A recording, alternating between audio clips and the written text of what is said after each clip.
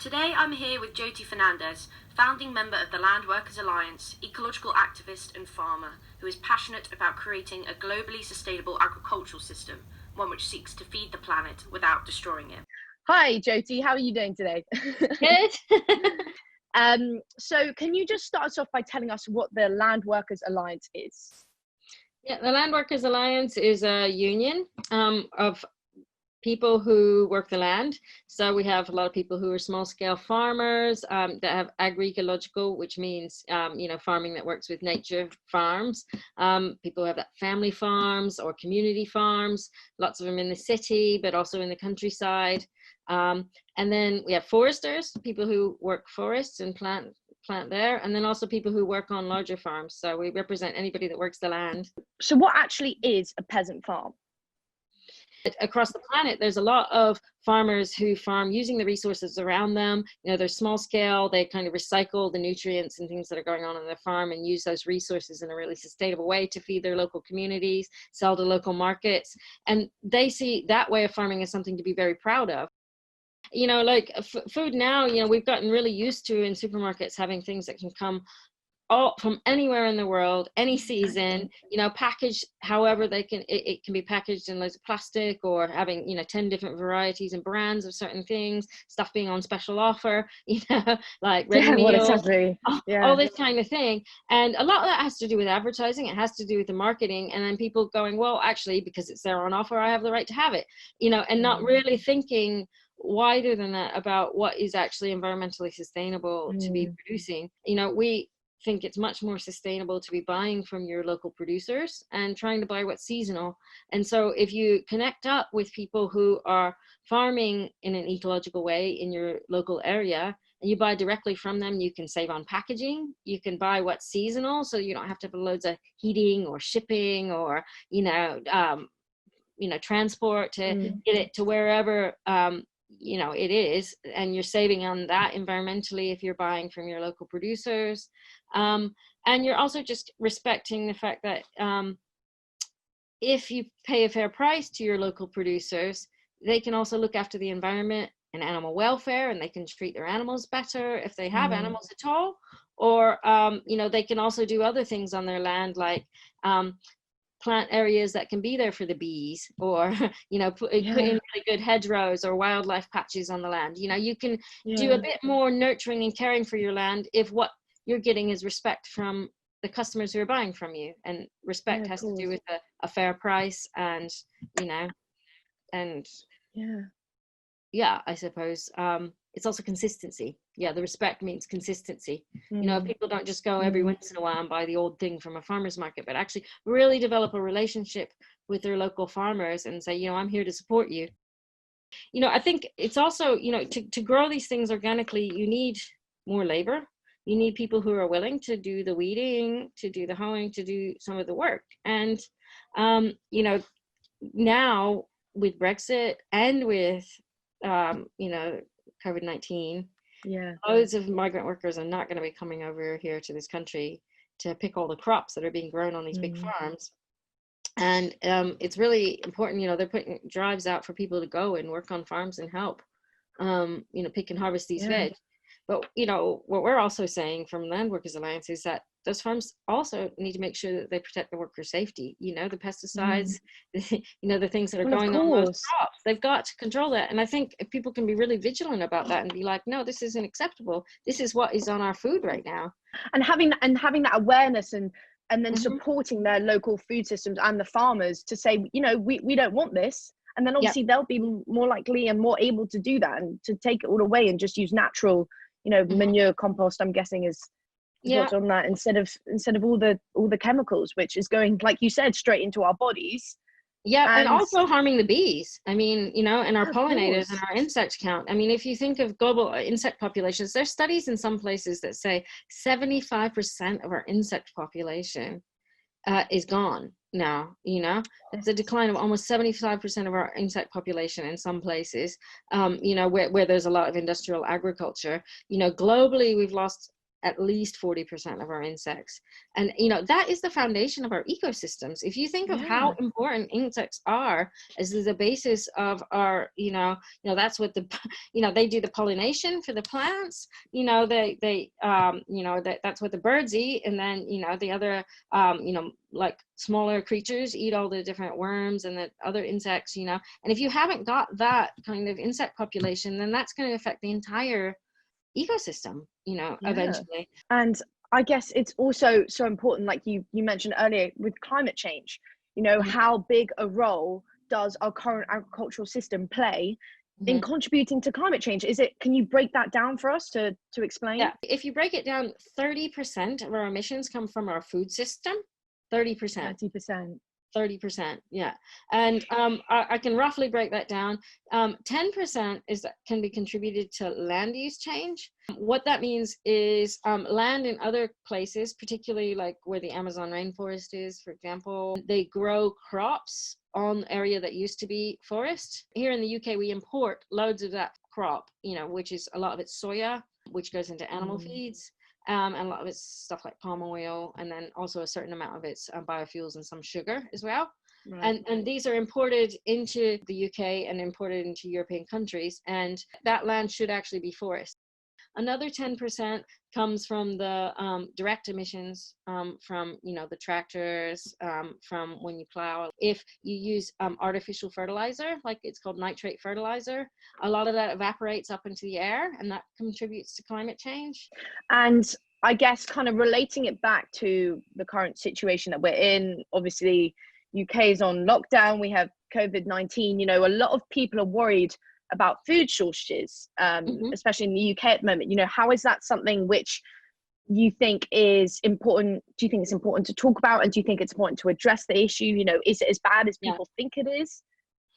Well, I think, the amount of food that's out there in the world right now, there's not actually a net shortage of it, but it's real bottlenecks in distribution. Like right now, everything going through these long global supply chains and through supermarkets has really created a lot of problems in distribution. And we've been saying for a very long time how vulnerable that system is, that is based on these really long global supply chains with so much transport involved, and that we need to be paying attention to protecting our UK food supply and having a really good transition here. So we have loads of organic farms, locally producing the food that we need. That's a basic principle of food security, and so all that distribution issue that comes from a food system that's been neglected for a very long time, it is coming to the forefront right now.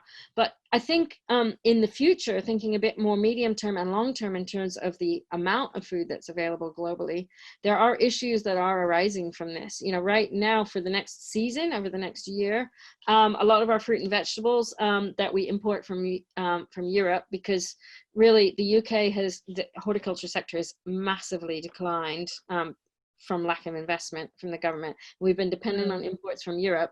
In Europe, they're not getting the migrant labor workforce that they have been. There's a lot of farmers who are sick. There's a lot that are delaying planting, a lot of them on lockdown. So that supply of veg and fruit from Europe is likely to be interrupted, so that that we won't get the abundance of stuff from there that we've been used to.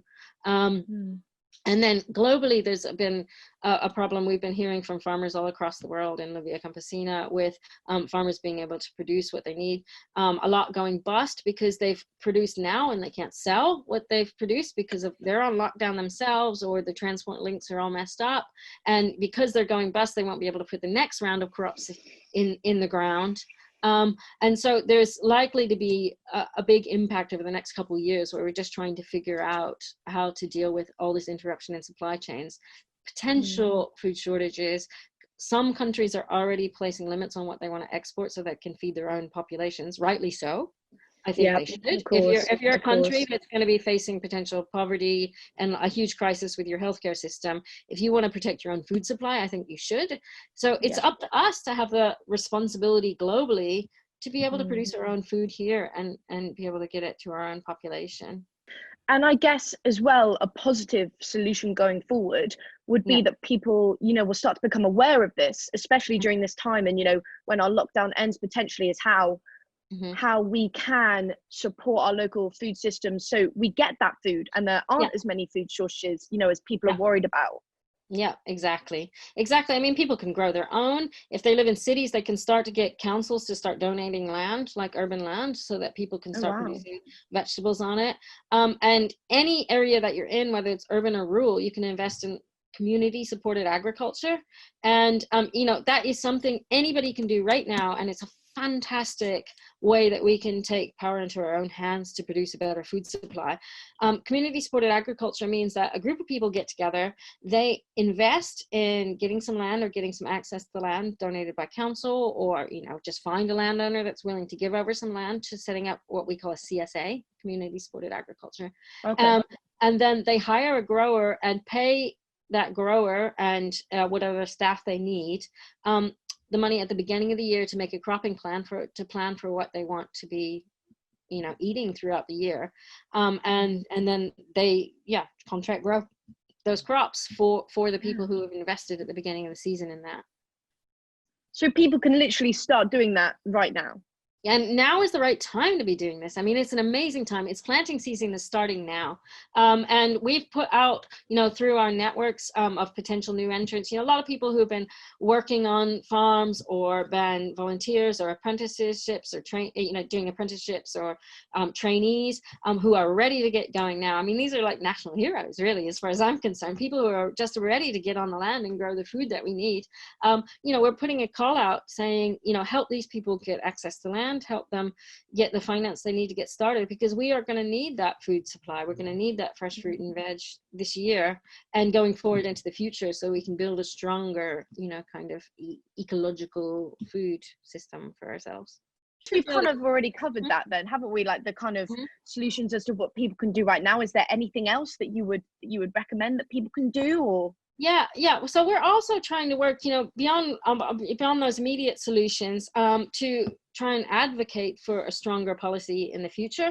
And the Landworkers Alliance is running a campaign right now. We call it our Land Army campaign, to try and get the support that producers need right now. You know, the producers that are really facing an emergency in terms of they might go bust because they've lost their markets that they supply to, and they need to transition to doing deliveries or whatever it is to stay afloat. They need a little bit of financial support from the government. So we think, you know, that £10,000 that's been offered as small business relief should be available to those businesses so that they can transition and make the changes they need to survive. And then we are also trying to get government to open up a fund, a community resilience fund, that helps support these community supported agriculture projects starting. And also any new entrants that are ready to go, gives them the financial support and the logistical support they need to get going, whether it's land or training or whatever it is, very quickly. So there's a campaign we got online. You can go to change.org and sign the petition there, and then stay in touch with what we're doing with that. You know, I'm talking to politicians and, you know, people within our agricultural ministries and government to try and recognize this. And over the long term, if you kind of join with our movement with Landworkers Alliance and all the people who support a better food system, now I work very hard as the campaigns coordinator to keep people up to date about what can be done, because we feel like, you know, we need people always saying to MPs or saying to their local politicians, we don't want these pesticides. We don't want, you know, agriculture that's, you know, destroying the climate and, you know, basically destroying the ability of future generations to feed themselves. Let's work and put some time into building a better food system, and that takes investment. And just a final question, what does a sustainable future look like to you? Well, from the food system point you can of view, go on as long as you want. Yeah, I think what does it look like? I think it's just kind of, you know, really recognizing that humans can live in harmony with the planet, but we need to make some really tremendous changes in how we live and what we recognize as important in order to make that balance possible. You know, things have really spiraled out of control, and I think everybody realizes that, you know, we've got too much transport, too much consumption, you know, of not the right things. And you know, the way our food system's gone, it's just, you know, it's spiraled out of control. We've got all this choice, but at the same time, too many trade-offs to make it something that we can survive in the future on. So, you know, really it's just kind of going back to some basics and figuring out how we can combine the best of the technology and the knowledge and the care and the understanding and the wider social awareness we've got in this era, with living lifestyles that are a little bit more controlled in a certain sense, where we recognize where our true values are, and we don't just go for everything just because it's there on offer. You know, we look at what's around us in the natural environment in our communities, and our landscapes, and we try and work with that. I think people will have to have slightly more physical lifestyles, be willing to do a bit more physical work at the same time as you know, leisure work, or, you know, work on computers, you know, pick and choose when they travel, pick and choose what they eat, and think about those choices better, but maybe value what people do more. I don't know. Well, I think that's a pretty beautiful future in my eyes as well. So, and plenty of good food for everybody. Of course, for everyone. Well, thank you so much, Jyoti. Yeah, thank you. You're amazing. Honestly, I think you're such an inspiration, and I'm so excited to hopefully, you know, get people listening to your story and your movement, and how important it is for them to get involved, and how easy it is for them to get involved. You know, anyone can, especially during this time. You can join the Landworkers Alliance as a supporter member, and, you know, stay in touch with everything going on, and, you know, we keep you in touch with what's going on with the Via Campesina all around the world too, which is pretty exciting stuff. Brilliant. Yeah, amazing.